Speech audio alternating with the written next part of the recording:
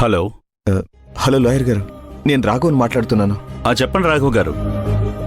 Lawyer గారు, మీరు మాధవ్తోనూ చెప్పారు, నాతోనూ చెప్పారు సుహాసిని గురించి వెతకొద్దు అని. కానీ నేను మిమ్మల్ని మళ్ళీ రిక్వెస్ట్ చేసి అడుగుతున్నాను, నాకొకటి చెప్పగలరా? ఏంటది? సుహాసిని ఏ దేశానికి వెళ్తుందో చెప్పండి ప్లీజ్. లాయర్ గారు, సుహాసిని నా ప్రాణం. తన అడ్రస్ అయినా కనీసం చెప్పండి. చూడండి రాఘవ్ గారు, సుహాసిని ఇంత క్లియర్గా చెప్పిన తర్వాత ఈ విషయం మీకు తెలిసాక కూడా మళ్ళీ పదే పదే సుహాసిని గురించి, సుహాసిని వెళ్లే దేశం గురించి అడిగి నన్ను ఇబ్బంది పెట్టకండి. తనిక్కడున్నంతకాలం ప్రశాంతత లేకుండా మనశ్శాంతి కరువై జీవించింది. ఇప్పుడు తను వెళుతుందంటే ఆమె మనసు ప్రశాంతంగా ఉందని అర్థం. అది కాదు లాయర్ గారు, తన మనసు నా మనసు రెండు వేరు కాదు, రెండు ఒకటే సార్. చివరిసారిగా తను కలవడానికి అవకాశం లేకుండా పోయింది. అందుకని కనీసం తను ఎక్కడికి వెళుతుందో తెలుసుకోవాలని అడుగుతున్నాను. దయచేసి చెప్పండి సార్. చూడండి రాఘవ గారు, నిజంగా తన్ని కలుసుకోవాలని రాసిపెట్టుంటే ఖచ్చితంగా కలుస్తారు. సార్, మీరు చెప్పినంత ఈజీ కాదు సార్. కలుస్తారంటే కలుస్తారు, లేకపోతే లేదు అని. సార్, కనీసం అడ్రస్ కాకపోయినా ఏ దేశానికి వెళ్తుందో అదన్నా చెప్పండి సార్. ప్లీజ్ సార్, ఇది నా హంబల్ రిక్వెస్ట్. రాఘవ్ గారు, మీరామె పైన పెట్టుకున్న ఆశలన్నీ సుహాసినికి బాగా తెలుసు. మీరు తన కోసం ఎంత ఆరాటపడుతున్నారో తనకు తెలుసు కాబట్టే తను ఏ దేశం వెళుతుందో నాకు కూడా చెప్పలేదు. నిజం చెప్పాలంటే తనకిష్టం లేనప్పుడు అడగటం ఎందుకని నేను కూడా తెలుసుకోలేదు. ఎందుకు తెలుసుకోలేదంటే ఎవరైనా అడిగినా చెప్పాలి కదా. చెప్పకుండా ఉండలేను. అందుకే తెలుసుకోకపోవడమే మంచిదనిపించింది. మళ్ళీ చెప్తున్నాను, దయచేసి తన్ని వెతకాలన్న ప్రయత్నం మాత్రం చేయకండి. తను మీ జీవితంలోకి ఎలా వచ్చిందో అలాగే వెళ్ళిపోతుంది. సార్ సార్ సార్ కొంచెం అర్థం చేసుకోండి సార్. ఆమె లాయర్గా నేను చెప్తున్నాను, దయచేసి ఈ విషయాన్ని ఇంతటితో వదిలేయండి. దీని గురించి అయితే ఇంకోసారి మీరు నాకు ఫోన్ చేయకండి. ఎందుకంటే తను గుర్తొచ్చినప్పుడల్లా నేను కూడా చాలా బాధపడతాను. ఏమనుకోకండి సార్. సార్ సార్ లాయర్ గారు,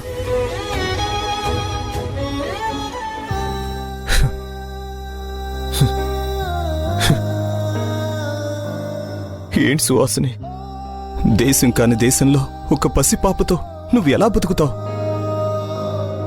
నీకేదైనా అయితే ఆ పాప పరిస్థితి ఏంటి?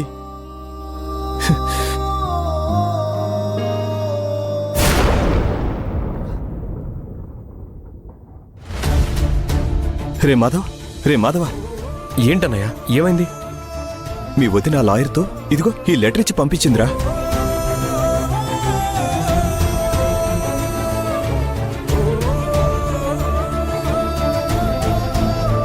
ఏంటన్నయ్య, బిడ్డతో సహా శాశ్వతంగా వెళ్ళిపోతుందా? అవునరా, ఆ విషయం నాకు లాయర్ గారు చెప్పి ఈ లెటర్ ఇచ్చి వెళ్ళిపోయారు. రే, ఇది అసలు ఏమన్నా న్యాయమారా?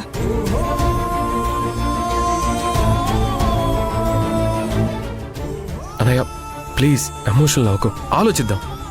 ఆలోచించేదేం లేదురా, ఆలోచించేదంటూ ఇంకేం లేదు. తను ఇక్కడి నుంచి వెళ్ళిపోతే నా ప్రాణం పోయినట్టేరా. నేను ఉట్టి శవాన్ని మాత్రమే ఇక్కడ మిగిలినట్టుందిరా.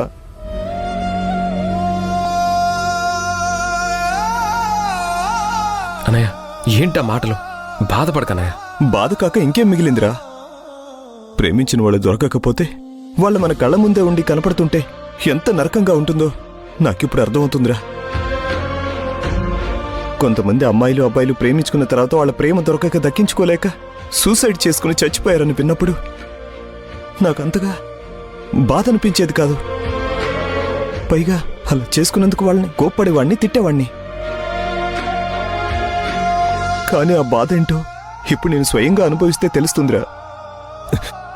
రే మాధవ, నేను తన్ని మర్చిపోతానన్న నమ్మకం నాకు లేదురా. మానసికంగా ఇంత వేదన భరిస్తూ బతకడం కంటే నేను చచ్చిపోవడమే మంచిదిరా. అన్నయ్య ప్లీజ్, చనిపోయి ఏం సాధిస్తావు అన్నయ్య? చావు పరిష్కారం కాదన్నయ్య. నాకంటే పెద్దవాడివి, నీకు చెప్పేంత అర్హత నాకు లేదు. కానీ నాన్న బాధపడుతుంటే తట్టుకోలేక చెప్తున్నాను. వద్దన్నయ్య, నువ్వు ధైర్యంగా ఉండాలి. తన్ని నువ్వు కలవటం ఇష్టం లేక పాపని తీసుకుని ఫారెన్కి వెళ్ళిపోతుంది. దయచేసి ఇక మర్చిపో అన్నయ్య. రేయ్, ఏం మాట్లాడుతున్నారా? మర్చిపోవడం ఏంట్రా? అక్కడ అక్కేమో సుహాసిని కథ ఇంతటితో అయిపోయిందని అనుకోమంటుంది. నీ దగ్గరికి వస్తే నువ్వేదో నాకు సహాయపడతావేమో అనుకుంటే నువ్వు కూడా మర్చిపోమంటావేంట్రా? ప్రేమంటే అంత తేలిగ్గా ఉందిరా మీకు? మర్చిపోయేది కాదురా నా ప్రేమ. తన్ని మర్చిపోవడం అంటే నేను చచ్చిపోవడమే. రే మాధవ, నేను చెప్పేది వినరా.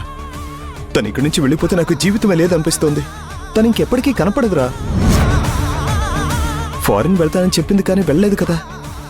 ఎలాగైనా సరే తను వెళ్ళి లోపల మేము వెతికి పట్టుకుందాం. పదరా, ఎయిర్పోర్ట్కి వెళ్దాం. రే పద మాధవ, పద వెళ్దాం. అన్నయ్య ఆవేశపడకన్నయ్య, ప్లీజ్ అన్నయ్య ఆలోచించు. రే, ఇంకేంట్రా ఆలోచించేది? నువ్వు వస్తావా రావా, లేదంటే నేనే వెళ్ళిపోతున్నాను. అన్నయ్య అన్నయ్య అన్నయ్య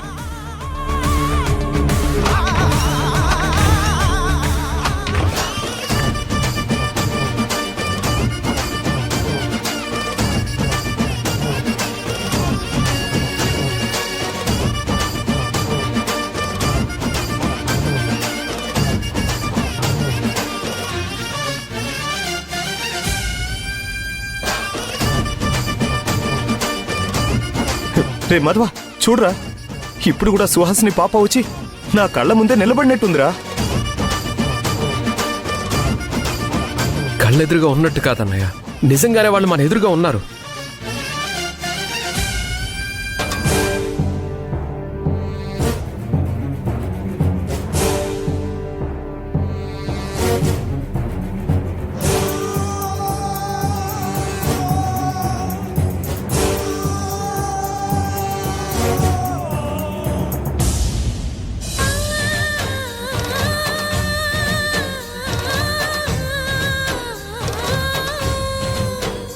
సుహాసిని, నువ్వు ఫారెన్ వెళ్ళిపోతున్నావు అని తెలిసి నేనే నీ దగ్గరికి బయలుదేరుతున్నాను. ఇంతలో మీరిద్దరు నా కళ్ళెదురుగా కనిపించడం నేను అసలు నమ్మలేకపోతున్నాను సుహాసిని.